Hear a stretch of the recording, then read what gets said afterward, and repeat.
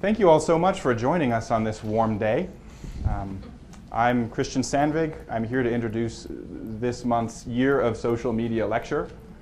Before I introduce our distinguished speaker, I just wanted to pause and thank our very generous co-sponsors for this event. This event is co-sponsored by the Coordinated Science Laboratory, by the College of Media, and by the Illinois Informatics Institute. And now I'd like to introduce our speaker.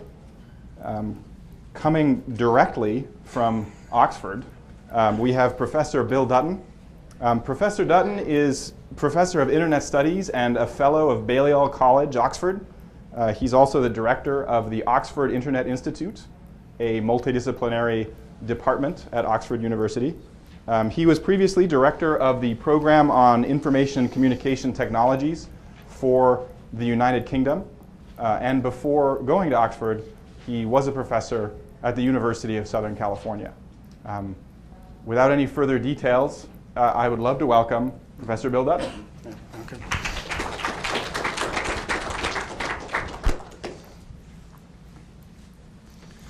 Thank you very much, Christian. And as Christian said, one of my previous jobs was at the University of Southern California, which was in communication, the Annenberg School for Communication. So it's particularly a pleasure to be here because certainly in the communications field, this university has always been a real powerhouse. And also because I'm director of the Oxford Internet Institute, it's also a pleasure to be here because of the historical role of the University of Illinois in what we know as the internet today. I mean, I like you, and I think most people think that the internet there's no father of the internet in the sense that there are many fathers and mothers, and it's a series of innovations that continue to surprise us. But one of my colleagues, Ted Nelson, always argues, and I think I agree with him, that the invention of Mosaic and a graphical user interface was probably more important than any other single event in terms of bringing the internet and the web to the public at large. So this is absolutely the place to talk about the internet, so it's a pleasure to be here. But I'm afraid this is going to be different. I've heard about the previous lectures, and I have a fully armored character here, and I know much of social media is about fun and entertainment, and as it should be, and it is. But I also want to bring in the serious side of social media, if you agree with me. You can see the photograph. I mean, I'll talk about feudal estates, and I'll try to relate them to contemporary developments. I think that they're a useful way of thinking about pluralistic politics surrounding the internet. But I want to connect them to today's events, and actually literally this photograph is the gentleman who was the administrator at Google, who was just released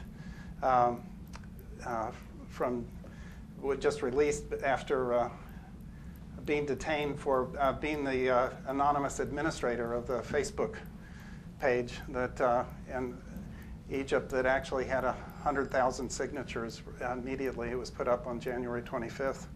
And clearly there's huge debate over whether over Facebook and social networking, whether it had anything at all to do with developments in Egypt, which are based on much more profound and historical circumstances. And so there's a lot of debate on how much credit to give the internet and social networking. But it is implicated in events around the world in today's news, from Tunisia, the WikiLeaks, of course. And I think public policy circles now are beginning to think very seriously about the internet and social networking in ways that they haven't done in the previous history. I mean, Hillary Clinton's speech at the museum, when she was comparing filtering and censorship of the internet to the great firewalls to the Berlin Wall, which was being commemorated at the museum at that time. Quite a fairly major speech that had worldwide repercussions in terms of people talking about freedom of connection and not just freedom of expression. And of course, the WikiLeaks and probably has shaken the release of diplomatic documents and correspondence has shaken people to think that the political significance of the internet is something that they they may have neglected before. And my own particular, of course, Aung San Suu Kyi is not famous for internet developments, I guess. But it's really quite touching that actually one of the first, after her release from house arrest, she's actually going to get on the internet and wants to have a Facebook page. So it's absolutely, and imagine a person like that who all of a sudden can reach worldwide. It illustrates the potential of the internet in the right hands, so forth. But it's also a continuing debate in policy, in academia as well. And it's so great to see some old colleagues here, Dan Schiller and other, where we probably have been debating these issues for decades about the potential role of information and communication technologies in the internet in politics. Clearly, many believe that these technologies are trivial, if not certainly not seriously important to the outcome of political debate and politics generally. Clearly, even when I started as director of the Oxford Internet Institute in 2002, and many people said, well, even then in Britain, people were saying, well, the internet is a fad, like other passing fads, that it's not going to be completely very significant in the longer term, and clearly it's getting bigger and bigger in terms of its significance. Or that it's not relevant to politics. And not relevant to politics often has to do with the fact that it's not ubiquitous. As long as not everyone is online, you can't really vote, you can't do serious political processes online if it's not a ubiquitous technology, or it's not real. If people are tweeting or posting, joining a group on Facebook, this is not real. This is not getting in the streets. As we've seen on television recently, and you see in real political protests, there's something less real about participation online. A different group of scholars have often argued a much more fundamental importance of the internet and social media, and clearly one view, they're both somewhat deterministic, but one, Ethiopoul and others, have argued that the internet is actually inherently a technology of freedom that is going to democratize or have a democratizing effect. Clearly, this is behind much of Hillary Clinton's view that we can't maybe export democracy, but we can export the internet. And actually, the internet itself will educate and inform and maybe potentially have a positive impact on democratic control. The flip side of that are those who argue that the internet is inherently, in many technologies and information communication technologies, the very, very virtues of them in terms of connecting the public and with public officials and being able to monitor public opinion enables the elites to more control the general public, so that the idea that they will actually, through surveillance and monitoring opinion and being able to shift opinion, they'll actually be technologies of control rather than democracy. My own early research was that the internet and other media tend to reinforce. They can be used, they can be turned to reinforce the power of centralized governments or institutions. They can be turned to enhance democratic organizations, so that you can use and enhance and shape the internet to support many different forms of political control. And I used to actually that was most of what I preached, this reinforcement politics. There's a book, a very popular book now that's recently out by Morozov called The Net Delusion, which basically is very countering sort of cyber utopianism about the notion that the internet's going to have a democratic effect. But he also, he's primarily, I think, talking about reinforcement politics. because he's arguing that people don't look at the political context within which the internet is used. And if it's used in an authoritarian regime, authoritarian forces will be able to control and use the internet to reinforce their own structures, so that it's not a deterministically democratic technology at all. He himself was somewhat disillusioned because he was sort of a cyber utopian who realized over time that actually governments were using the internet to undermine some of the movements that he sought to support. Those are prominent, and there are many variations of these, and I'm really oversimplifying, but I wanted to give you a sense of the variation across different schools of thought about the political significance. It's either nothing, not very significant at all. Other factors, economic structures, and others are much more important, to the notion that these are very important, either in a predictable way or in a way that's driven by the social context. My own view has shifted to this notion that internet enables. It provides a resource for reconfiguring access among individuals in ways that can create the space for enabling a fifth estate. And so most of what I'm going to talk about today is what do I mean by that, and is that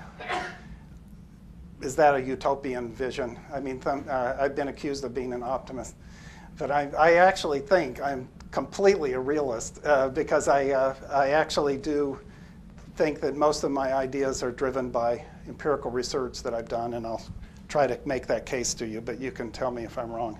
What do I mean by reconfiguring access? I mean that fundamentally, any communication technology is most fundamentally reconfiguring access, from the printing press to the internet. It changes not only how we do things, so a technology redefines how we do something, like how we communicate with someone, whether we write a letter or send an email or telephone someone. But it doesn't just change how we do things, it actually changes the outcomes of those activities. So not only how we get information, but what we know. And not only how we communicate with people, but actually who we communicate with and who we get to know. And so on, in terms of how we get services, but who provides services to us. So it reconfigures your access to the world and the world's access to you. And understanding that kind of strategically how you work with reconfiguring access is key to, I think, politics in the digital age. And I'll try to show you exactly what I mean by that. So I think, if you understand this notion of reconfiguring access, the empirical questions become, how is the internet being used? It's not inherently doing anything, but it is being used by people to reconfigure access. And can we discern those patterns of reconfiguration? And it does it, and I'm arguing, and I think my findings argue, that actually the fifth estate is a premise that the internet is reconfiguring access in ways that enhance the communicative power of individuals, as opposed to institutions. And I'll explain that. I don't want to be too oversimplifying here, but I look at a difference between what I call networked individuals and networked institutions, and I'll show you what I mean by that. So, what is the fifth estate? This is the powerhouse of communication study. You're all part of the fourth estate, at least. So the fourth estate was, Carlyle attributes the coining of the fourth estate to Edmund Burke. He basically said, Edmund Burke, while in Commons, said there are three estates in the Commons, but he pointed up at the reporters' gallery and said, you are the fourth estate. And because they were only then recognizing the significance of the press and how it could reach so many people with what was going on in England at the time, and the impact that would have on politics. So he's basically saying that the fourth estate meant that they actually had an independent source of influence in politics, independent of the other three estates. At that time, what were the three estates. There were the clergy, the nobility, and the commons, essentially government. And what I've done is suggest what I think are 21st century's equivalents of those. And if you can come up with better equivalents, and again, you can get more and more precise about this, but I think it's useful as a metaphor if I keep at a very simple level, and then you can, obviously there are many different interests among business, for example, but I think at one level of analysis, this three pillars of government, business and industry, and public, and well, the clergy, nobility, and commons still works in a way of dividing up the world. Now, clearly, I have a pluralist perspective. That is, I'm not trying to argue that the world is ever going to be governed by ideal democratic processes, but that you approach more of a democracy, the more you have a more pluralistic array of, that if no particular interest has a monopoly of control in a variety of areas. So the idea is you have multiple independent sources of control that may counter and balance other sources of power in society. And by having a more pluralistic array of forces, you may have a relatively more democratic regime. The fourth estate was the press, journalists and the media, and they remain today. I think in many discussions in the U.S., I don't know if you've followed any literature at all on the fourth estate, but usually in the U.S. people talk about the first three estates as being the judicial, legislative, and executive branches of government. But that's not historically the root of that term. But anyway, it's fine to adapt that to the U.S. context. But I think actually these work better in all cases. But it does illustrate that government, you could even talk about a pluralism within government, the fragmentation of power within government as well. And of course, there was a mob in the old days, and there's always a mob. And so perhaps these are, I think they're perhaps modern equivalents, and I'll get to that soon. So what I'm arguing is that in the 18th century, what might have been the fourth estate emerged as a fourth estate with the development of mass media, particularly the press. That there's an equivalent in the 21st century that the internet is enabling a fifth estate. And by that I mean it's enabling individuals to network with other individuals and with other resources in ways that enhance the communicative power of networked individuals relative to other institutions, relative to the other estates, even the press and government, public intellectuals, for example. Now, this didn't sort of spring from looking at what's going on in Egypt today, or it's actually evolved over a number of years where, from a variety of research projects, I've been for decades studying the political implications of computing, telecommunications, information technologies of all sorts, including the internet. But other influential research, I did work on distributed problem-solving networks with McKinsey and others. I've looked at the use of new technology in research, the Oxford e-Research Project. I'm just now, I'll show you one slide later, we're just getting out of the field with what we call a global values survey, global internet values survey that we're doing with INSEAD and the World Economic Forum and ComScore. And I'll show you some slides from the Oxford Internet Surveys, which is survey data about Britain. But it was in trying to make sense of the Oxus survey findings and also a variety of findings from these other projects that I came up with the notion of the fifth estate as a way of bringing the reader into a pattern of findings that I think help you make sense of the contemporary politics around the internet. And by the way, because I'm back in the US, it's really, I am an American, and but being back in the U.S., I welcome you to interrupt at any time. You don't need to be. You don't need to wait till the end. But I'll try to end so that we have at least a half an hour or more to talk. But don't hesitate to interrupt, especially if I show you findings that you just don't agree with my interpretation or anything else. I won't say a lot about this because I know you're not necessarily interested, but I just want you to know we actually work hard to get good data about how people use the internet, who uses it, who doesn't, what differences it makes. So we know as well as anybody what's going on in Britain, and we're also part of the World Internet Project. So we bring this survey together with research being done in about 24 other countries, so we can see if trends in the UK are actually unique or are quite common across others. We have a very good response rate. We have, always over 60% and sometimes over 70% response rate of field research surveys. So it's very reasonably good data, and we're just really literally going into the field in a week or two with the 2011 survey, where I will see some interesting, hopefully look for some interesting patterns that might change dramatically, but we'll see. Okay, I just want to highlight a couple of findings to show you how some of these ideas are rooted in what people are doing in everyday life, not what the headlines of news stories might be today. One is we found in the OXA survey the significance of the internet to get what information people get.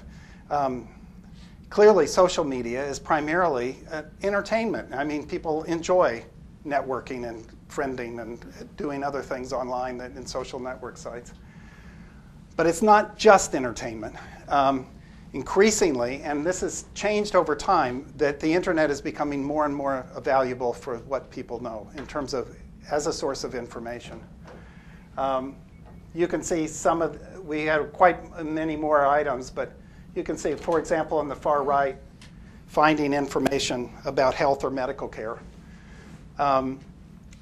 That is from, in 2005, less than 40% of people went to online for health or medical information. And it doubled, and it's still staying around 70% of people in Britain go online for health or medical information. And that's even understating its importance, because typically the people who go online for health and medical information are prominently the female head of household and so forth, who are the people who feel that they have to take care of their family's health and so forth.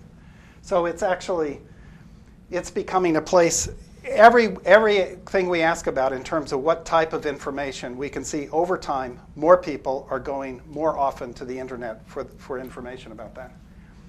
And another question we ask that is exactly in line with this, we ask, okay, if you were going to go online, say, to get health or medical information, this is, for example, if you had an issue for a professional school or personal project, where would you go first? Would you get on the phone? Would you go to a place like a library?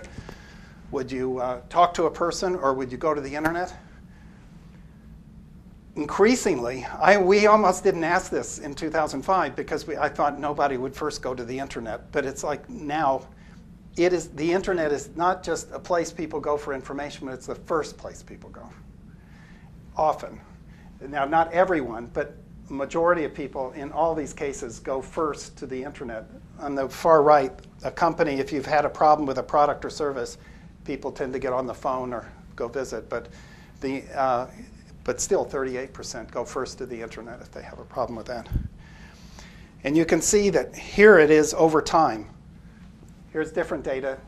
You can see that, say, planning a trip or even information about taxes, you can see that from 2005 to 2009, dramatic increases in the proportion of people who go first to the internet for that kind of information. Okay. So, all right.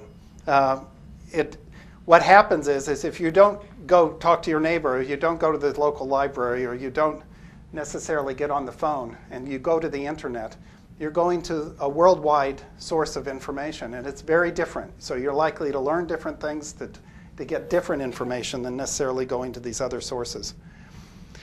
And take even, I just did a paper on local information, and it's very interesting to me that if you even look at local information, say getting information about local schools, you'd think every family would probably, first thing they would do is go visit or not go to the internet for their local schools. But yes, that is the first place people go for information about local schools. I guess they get scores to find out how they rate with each other. So it's gone from 28% in 2005 to 52% who go first to the internet for information about local schools. Okay, so if people go first to the internet for information about all sorts of things, do they go to a specific place on the internet? So do you go to a particular Fox News website or BBC News website or anything else? No, generally, over time, people have shifted dramatically to getting information from actually two sources. One, they've moved from going to a specific trusted site to going to Google. So they go to search engines. All right? So all of a sudden, you're not going to a place, you're going to the internet. And when you go to the internet, you're not going to a place, you're going to a search engine. And therefore, you can go wherever the search engine takes you in terms of the information related to content you're looking for. What is the second, the merging source of where people go are social network sites.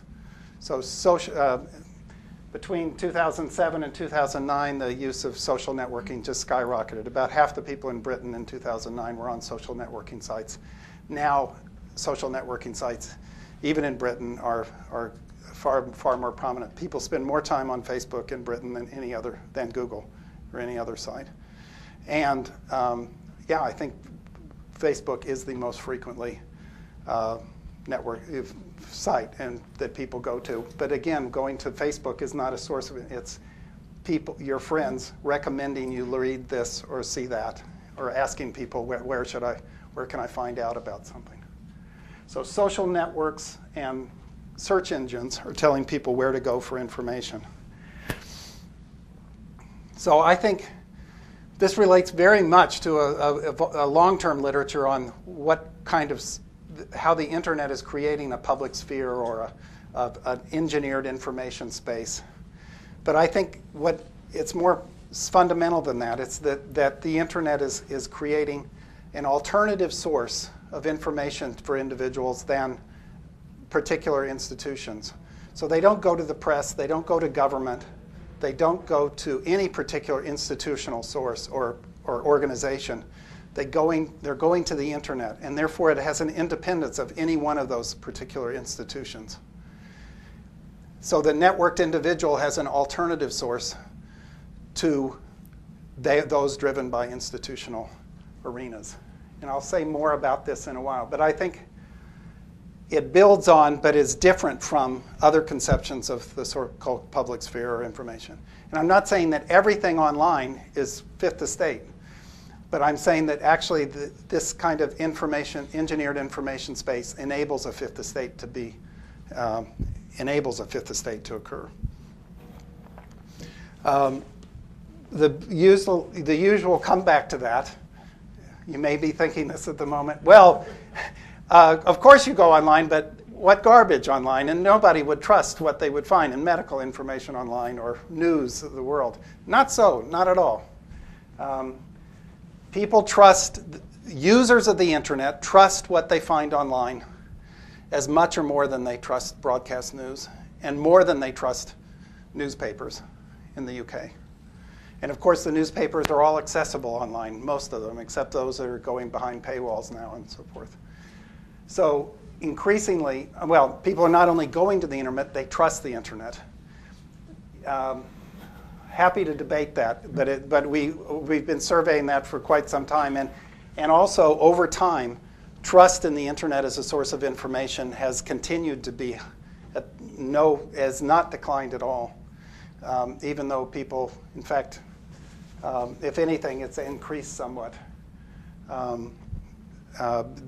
Partly by virtue of search engines and other sources getting people to the right information quickly.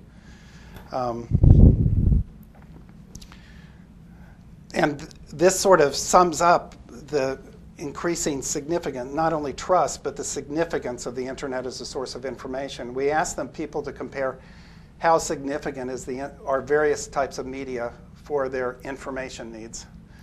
And you can see that 30% of the people of all people in Britain, 30% noted the internet as essential to meet as a source of information in day-to-day life, more than rated television, radio, or newspapers by far. So it's becoming quite significant, and that essential was like the extreme category of a scale about how significant is the internet. It was very significant, or it was essential.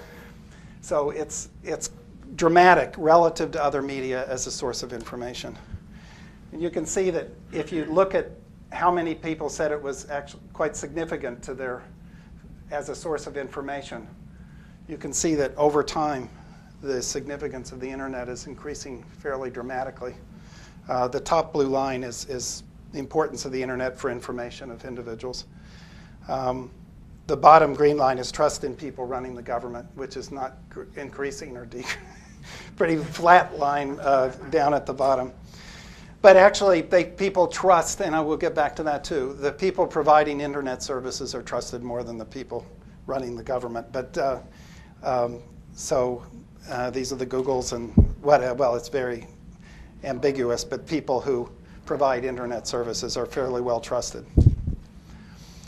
Okay, now, so that's what I mean by the fact that networked individuals, it gives you a sense of what I mean in the sense that individuals have this independent source of information, so they don't need to go to any particular institution or place.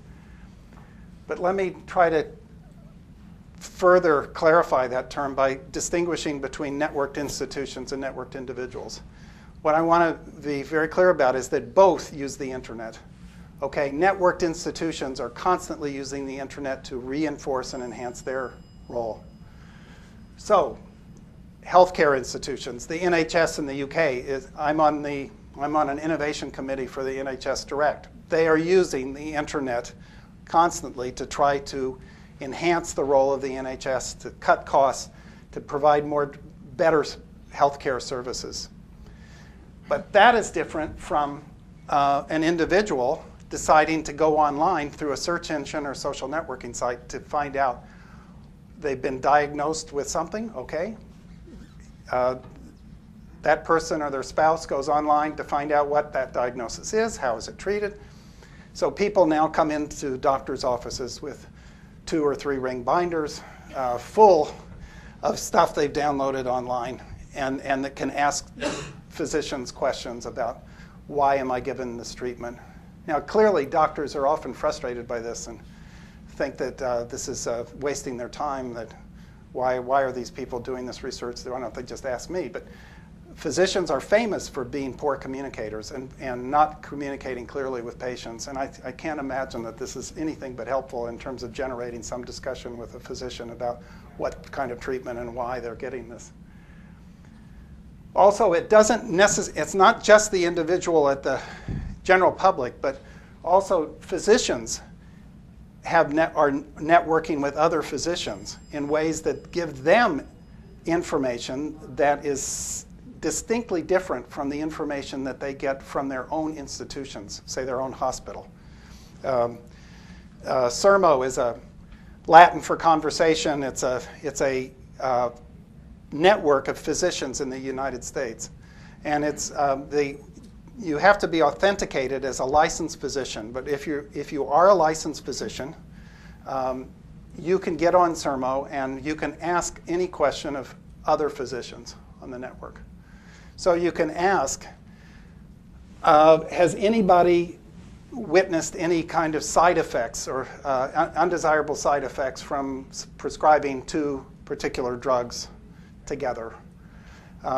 So they may be new drugs, whatever. And then they can give a multiple choice of the different side effects they may be concerned about. Other physicians on the network can respond to that question, and they can also add a category to it. So if for 2 weeks that question is hidden, so nobody knows how everyone's answering it. in order for them not to influence the answers of others. And then after 2 weeks, it's exposed, and all the physicians on the website can see what doctors are experiencing around the US in terms of that drug. Now, obviously, people will throw up their hands and say, certainly the medical researchers will say, this is not a clinical trial, this is weak information, and it shouldn't be trusted. But a clinical trial can take millions of dollars and years to produce, and is clearly much more valid. But in many cases, people can get within 2 weeks information from a source like this about a lot of different issues. And it's useful enough that the Center for Disease Control helps support CERMO, and a number of pharmaceutical companies provide support for CERMO. But you can imagine a pharmaceutical company that can prevent introducing a drug that might have undesirable side effects, knowing sooner rather than later that they've got a problem. So that all of a sudden crowdsourcing of physicians is enabling physicians to have an independent source different from the professional medical community itself in terms of its own CDC and other institutions. So in both of those ways, you can see that there's a fifth estate function in that networked individuals have an alternative to received information. And this goes on in all sorts of arenas. If you look at journalism, clearly all the newspapers and media, broadcast and newspaper media are using the online media to try to shore up their own audiences, to create a new business model, so forth, so that they are working as fast as possible in their own business strategies to use the internet to support their continued survival and sustainability. But also there are networked individuals of the Fifth Estate that are outside of the press. They are not journalists, and they're criticized by journalists as being so-called citizen journalists and bloggers and others who are also providing an independent source of information. You can see this in the protests in Iran. Even though there's such debate about the role of bloggers and Twitterers and so forth in Iran after the election, some of the images that were posted out of Iran were absolutely dramatic in showing the protests and so forth, and became tweeted and retweeted around the world by the diaspora from Iran, and became an influential element, not the most important, but certainly an element of the politics of following the Iranian elections. So you can see how, and these were not journalists, but they became used by journalists and also used by, these were networked individuals who were provided. WikiLeaks is another. Clearly, we can talk about WikiLeaks, but WikiLeaks did nothing that the newspapers did not do. They actually collaborated with the newspapers in getting this out. They did not, as far as I know today, they did not steal the information from. The security breach was not from WikiLeaks. They simply did a distribution of this material, and clearly they were outside of the press per se. In e-democracy, governments are using the internet to do e-consultation, to do experiments with e-voting. But the Fifth Estate is different. It is not government use of the internet. It is individuals using the internet in their own ways. Now, what's very important, I'll get back to this, but e-voting requires ubiquitous access to the internet. You can't vote if half the people can't vote online. So it requires that as being an option, or the significance of the internet as a political tool is often dismissed because it's not a ubiquitous technology. What you need, though, for a Fifth Estate is not ubiquity, but a critical mass of users. And I'll talk about that in a minute. But there are all sorts of other areas in which there's a Fifth Estate. And I have the most fun with education itself, because obviously the Fifth Estate operates in the classroom as well. You have back channels where people can talk about what the professor is saying, and unbeknownst to the professor. And I did a talk about the Fifth Estate to a group at the European Commission, and a person in the audience raised his hand, and he said, by the way, I've just looked this up on the internet, and it was not Edmund Burke who coined the term the Fourth Estate. It was Thomas Carlyle. Anyway, so they're going to their own independent sources of information and not listening to necessarily the authority on the stage, but they're actually trying to check that information online in real time. And I think that's nothing but good, even though I think he was wrong. Because it was Carlyle who was quoting Burke, but yet that kind of effect of having an alternative source immediately and not necessarily relying on the professor or so forth is I think altogether good. And in all sorts of arenas, this Fifth Estate kind of role can take place. Now, I'd like to say a few words about the vitality of this and just how sustainable is the Fifth Estate? Is it something that's going to be snuffed out once we realize that it is important? First of all, I think clearly the internet is continuing to diffuse worldwide. We've got a very large proportion of the world has access to the internet, but by far it is not necessarily ever going to be ubiquitous. It's not clear that many countries will ever have a large proportion of. You can see in North America, 77% of people have access to the internet.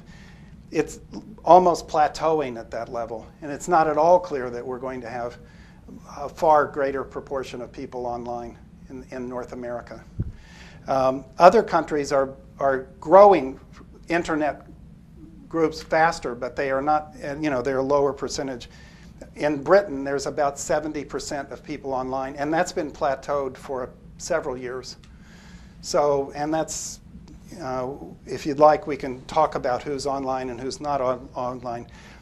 But that still, when you have 77% of people, that may not be universal, but it's very much of a critical mass of people who have access to the internet and who can get information and communicate it with other people. Some of the best research in communications is about the sort of two-step and in-step flows of communication. So influence is not just always direct access to media, but those who have access to the media also are able to talk to friends and others about what they know. And so this 2, 3, 4-step flows of influence are very much relevant in a media with smaller proportions of people. Some countries, say in Asia, Indonesia, I think only has a less than 10% people online, but they're like the 11th largest country in the world online. Okay, so the numbers, the critical mass of people online in some of the developing world is huge. Already, that, of course, that China has, only about 17% of people are online in China. But there are more Chinese online, more people online in China than there are Americans on the planet, all right? So that means that the throw weight of China online is actually greater than North America online in the sense of actual numbers of people generating information, being able to be an independent source of information. You can see that Asia now is 42% of the global internet population, and North America is declining as a proportion of the internet population, as is Europe. And clearly that is a trend that will dramatically increase over time as Africa and also Asia can continue to increase in terms of their access to the internet. Okay, but so the vitality of the internet, I think, in terms of future trends is really strong, although the center of gravity of the internet is really changing dramatically globally. But one of the things I use to think about the vitality of the internet is who the enemies are. And I think the Fifth Estate has enemies in every single estate is potentially an enemy of the Fifth Estate. Although there are potentially complementary aspects of the Fifth Estate to any of these estates, there are reasons why you could imagine public intellectuals like Keene and others have talked about the culture of amateurism, so forth, undermining the quality of information.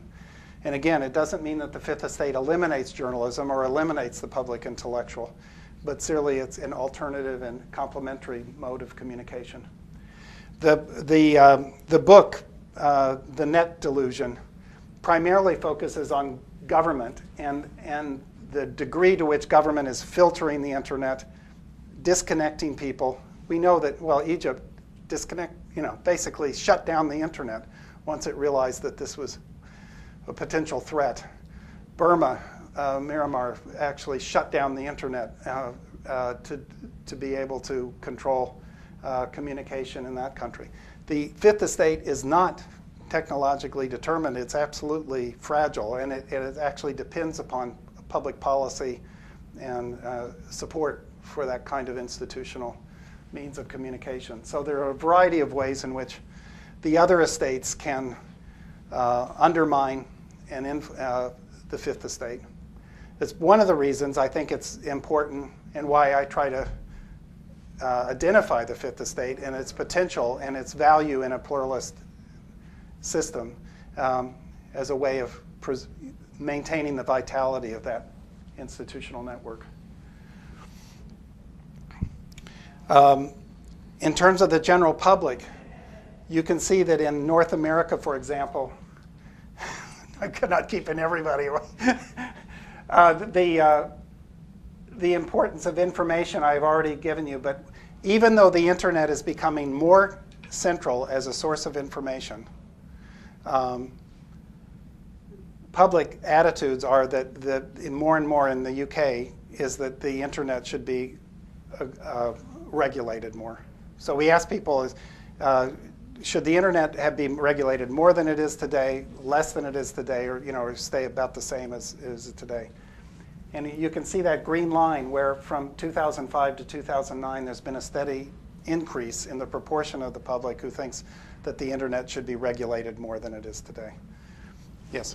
I have a question about the opinion that government should be government should regulate the internet more. Is that for everybody or for the people who use the internet or also the people who don't use the internet? This is for everyone. This is for the whole, even non-users and users, but you're correct.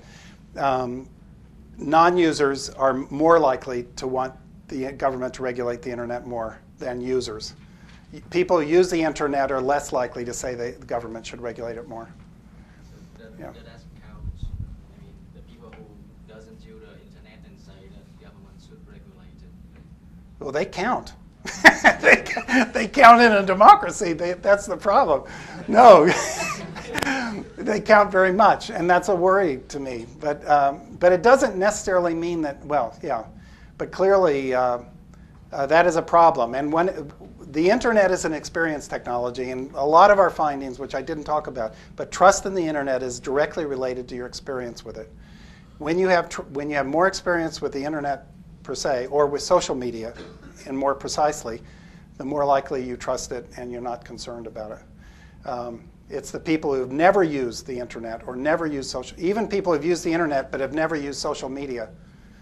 You may have a parent, for example, that has never been on Facebook but has used the internet. Oh no, Facebook, I've gotten by all my life and have never needed it, and I don't need it now, and it's given away my privacy.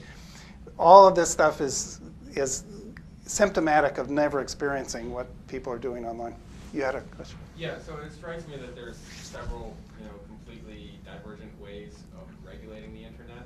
That could mean censorship or it could mean, enforcing net neutrality. So was that discriminated at all? No. This is a survey question that's very broad, and you're exactly right. But I think, and you're also, It's also one of the points I make. I talk till I'm blue in the face about how much the internet is already regulated. There is a sense in which the internet is the Wild West and that anything goes online, and it's not at all true. There's huge amounts of regulation governing users and governing the internet per se. What is unlawful to do offline is often unlawful to do online. And but anyway, this general perception is worrisome because at the same time governments are moving faster and faster to regulate the internet in a variety of ways. Non-regulation of the internet was one of the major ways in which governments have helped stimulate the development of the internet in many countries by not taxing it, by even since the early computer inquiries in the 1970s, non-telecommunication services like computer-mediated communication were not regulated because they wanted to stimulate those kinds of innovations, and they have done so very well. But now there's this pushback for governments to get much more to regulate the internet like they have the telecommunication companies and others. Just another piece of this. This is this report that we've surveyed internet users in all of these countries: India, Mexico, China, Brazil, Italy, U.S., and so forth. And one of the fascinating findings I felt was that this is support for freedom of expression online. And what you find is that among internet users, there is greater support for freedom of expression online in China and India and Mexico than there is in the United States. So in other words, now what's going on here? You think of the U.S., most of the world thinks of the U.S. as having gone bonkers on an absolute interpretation of the First Amendment and freedom of expression. But generally, when you have 75% or 77% of people online, many of them are not necessarily the early internet users enamored by the potential of the internet to be a source of freedom of expression and so forth. And in fact, you have more like the general public itself. And so it's quite interesting that as the internet diffuses, you may actually have undermining the sort of core values that shaped the early development of the internet. While you say in India only 7% are online, but those tend to be younger people and also people who really do believe that the internet is a source of information that they can't get otherwise, and that it's really liberating in terms of being able to get access to information. All of my colleagues in China often regard the internet as, even though they have no fourth estate, and perhaps because they don't have a fourth estate, they have state-controlled news, they regard the internet as a much freer, much more open source. Even though it's filtered, even though it is still blocked in various ways, it is a better source of information than through the press. And so you have this funny disjunction, not funny, but it's absolutely worrisome to me, but where you have the potential not only of the internet shifting in terms of numbers to the rapidly developing countries, but also in the spirit of the internet, the values and attitudes of the rapidly developing countries are more in line with. And actually, one of the findings I'm not showing you is that, which just fits this sort of pattern, is the use of social media. The use of social media is much higher in the newly developing countries than it is in the US, UK, Europe. Yes? Do you qualify when you ask this type of question as to what type of freedom of expression, whether it's news or, like you said, social media, or what domain or context people are saying that there needs to be more, or is it just a universal expression No. is good? Could we restate the question since we don't have a mic for the Oh, audience? yeah. Question is, how precise was this question about freedom of expression? Was it qualified? It was very broad. And what we ask about 5 different questions about freedom of expression, like you have the right, individuals should have the right to be anonymous online. And this was, the actual question should be on here, but it's basically that there's, that people agree that the internet should be a free medium for expression and not regulated in that sense. But yeah, it's but in all those ways, the freedom of expression has this pattern in the more newly developing countries.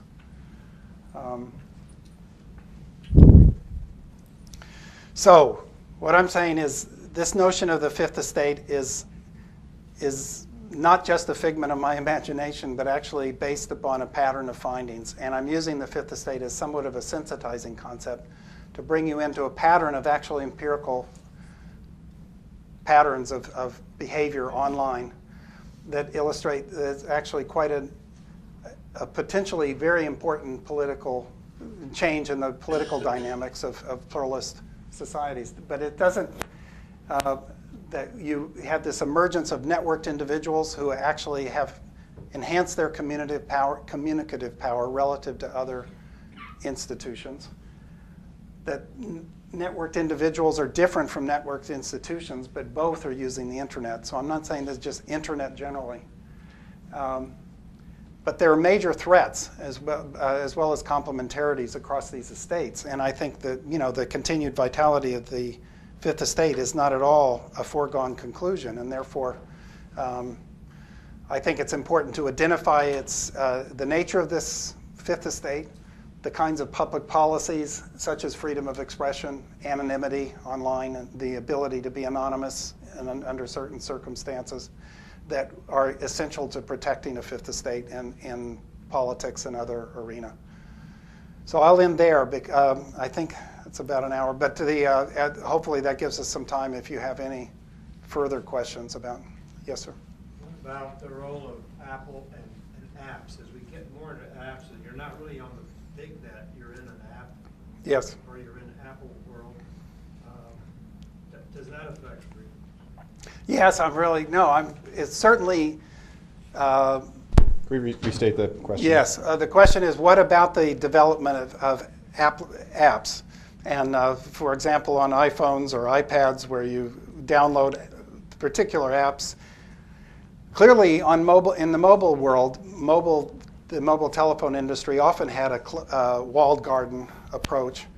And as in earlier AOL, CompuServe days, when internet service providers would actually provide a limited set of websites that they would recommend to people for politics or news or whatever.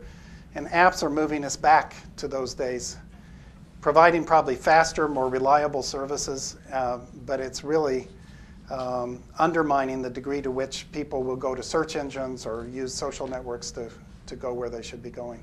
But that's another industry strategy that could undermine the fifth estate in a variety of ways, because it makes, the internet providers much more in control of what people know, is where they go and what they know, in my opinion.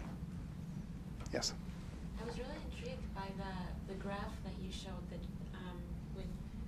in belief in freedom of expression versus number of people online. I was wondering what your hypothesis was for why that was the case.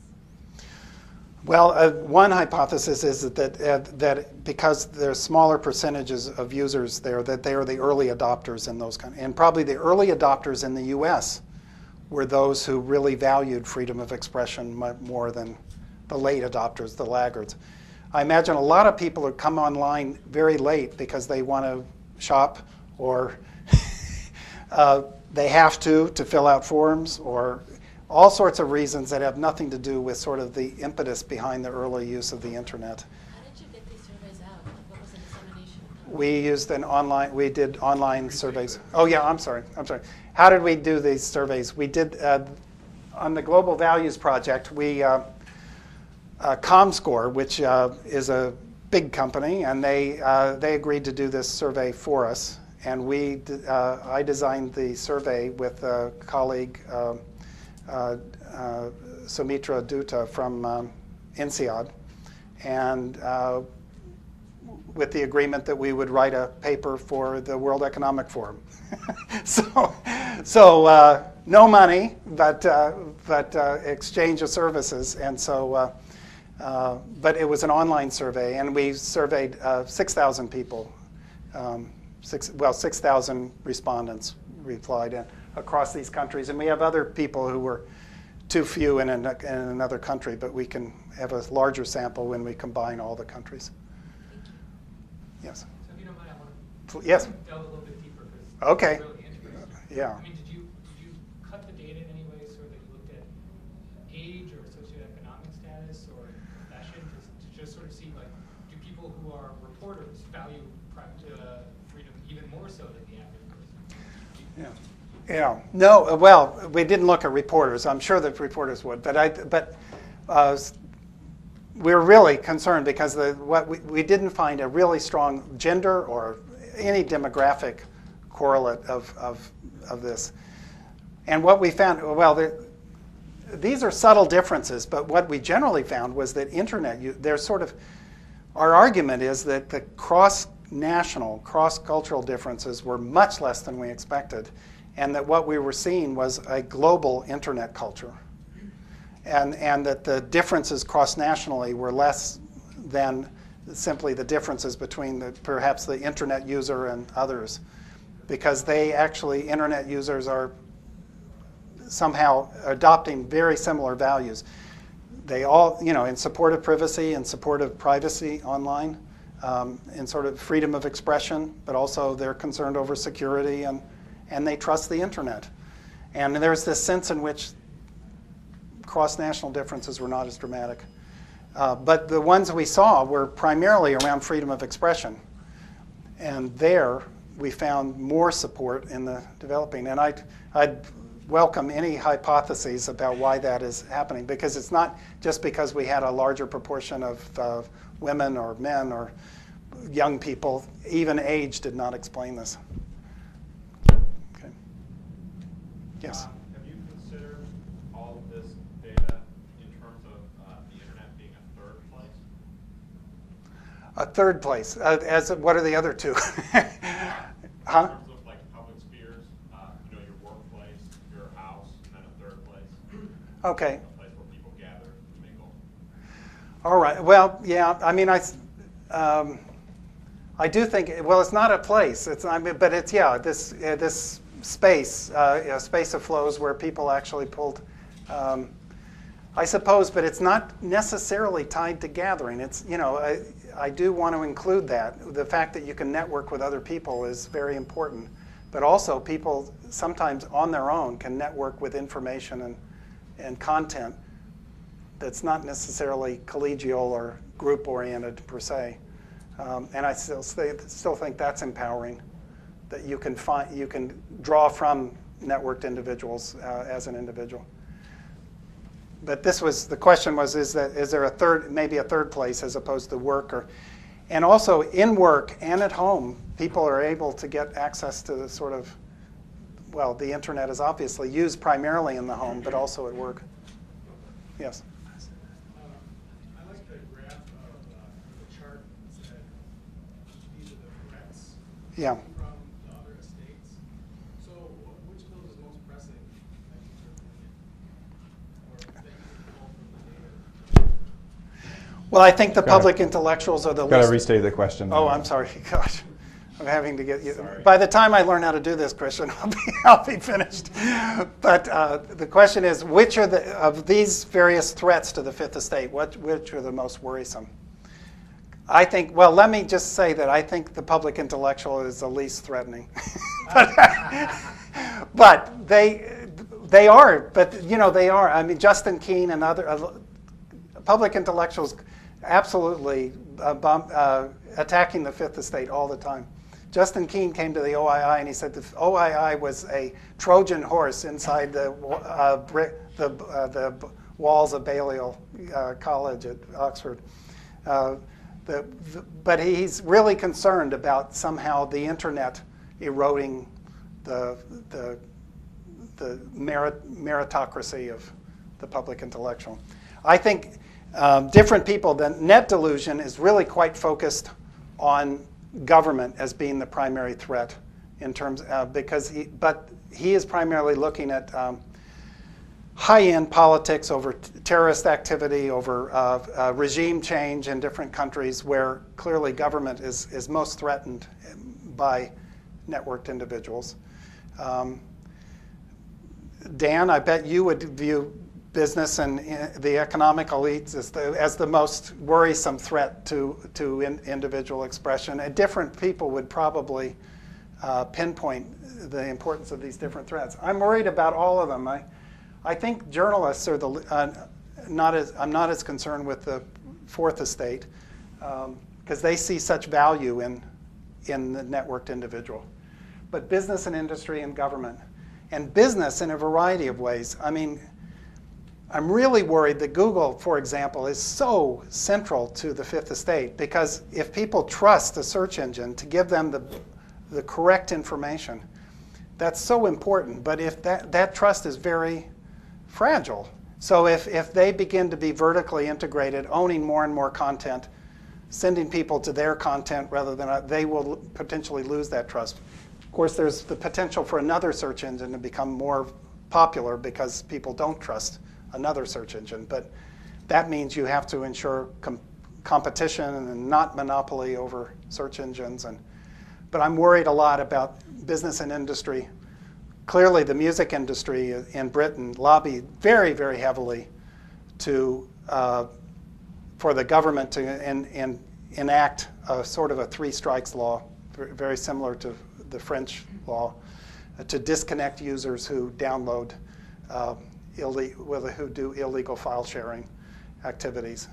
And that's worrisome because it's really taking, what it means is also that even if you agreed that you should disconnect somebody who's illegally file sharing at an extreme rate, well, that means you have to surveil, you have to use surveillance of users. And it also places the internet providers, the internet service providers, as intermediaries. And so industries forcing government to try to move the internet industry into the model of a broadcaster, that they want them to be responsible for what content is shown or not shown. That's very worrisome for the future of the fifth estate. Yes. I'm sorry. And then you, Christian. Yes. You were just talking about ISPs, but now in some respects, the ISPs are trying to interject themselves into that dialogue by, setting up. There's high priority websites like YouTube where you can only have so much bandwidth on that, and then start regulating the access to the content. So it's not so much that you can express yourself, but how much of the content you can get on these different sites. So, I mean, how do you feel about that? The ISPs as getting into interjecting themselves into this dialogue. Yeah. The ISPs themselves are ISPs themselves because of trying to make money on on-demand film viewing and so forth, undermining the fifth estate themselves. And well, I think yes. I think that if they do, they are shooting themselves in the even. I mean, like Google, I thought the more they own content, they're actually undermining themselves. But somebody said, well, if they can last 3 or 4 more years making billions of dollars a year, they may not care. But I think surely they all have to think about their long-term viability. And I think the ISPs that I talk to are very concerned about being placed in the role of intermediaries and being held responsible for what users do, because they realize that this will undermine their role as a trusted sort of conduit. At the same time, they sometimes want to play both sides of this, not having any liability for what people do, but then also trying to use their position to determine what services are provided by. So I think they can't have it both ways. That would be my argument, and that they have to take a much more distinctive role as intermediaries and not try to regulate, not to become like broadcasters. My God, there's in 1 minute, every minute there's 30 hours of content, video content uploaded to the internet. So how are they going to regulate it? Right? But they, I guess automatically, and there are various ways of potentially doing this, but so I think they're really undermining their own position if they try to work this both ways.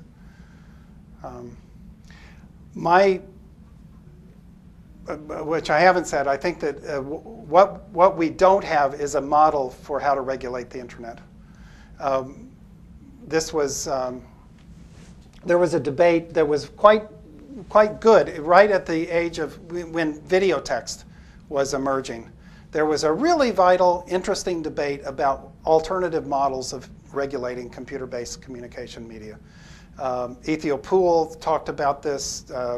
Herb Schiller, Dan Schiller, others have talked about that the internet should not be regulated as a telephone company. It is not a common carrier. It is not a broadcaster. It is not a newspaper.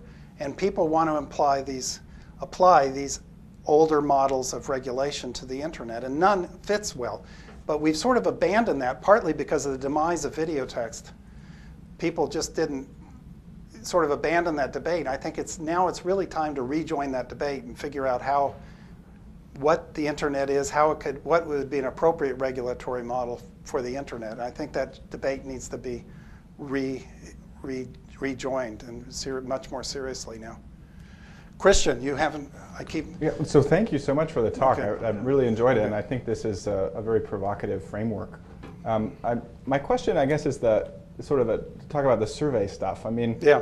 If we were interested in what comparing the internet to other media, it seems like a natural comparison we might make is the way that journalists have been threatened about other media forever. So it used to be, I'm doing this from memory, but it used to be, right, that journalists were terrified of television. And so they commissioned like the Roper polls, right? And the Roper polls asked people questions very similar to the questions you've got here about, what sources do you trust? What if you heard news on the television versus the newspaper? What would happen?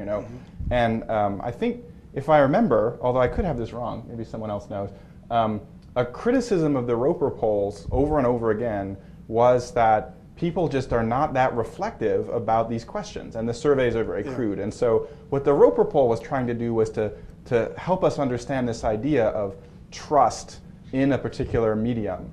But the criticism of the Roper poll said, well, you know what, if you look at the Roper poll findings and you overlay adoption of the technologies being discussed, people just say that they trust what they do. So they started using, say, television news or radio news, and then you ask them if it's a good idea, and they think about what they do, and they say, oh yeah, that's the best idea, what I do. But they have no independent conception of trust. I mean, another criticism of the Roper poll was that people actually were consuming these media in the same way. So if someone was reading a story in the newspaper, that's actually the same story that they would find on television. And so asking someone a question about which they trusted more was rather silly, because it was actually the same information. So I wonder to what extent you feel that this approach with the Oxford Internet Survey is sensitive to these kinds of criticisms of the Roper polls. Yeah. Well, I don't need to restate that because you have your mic. Okay.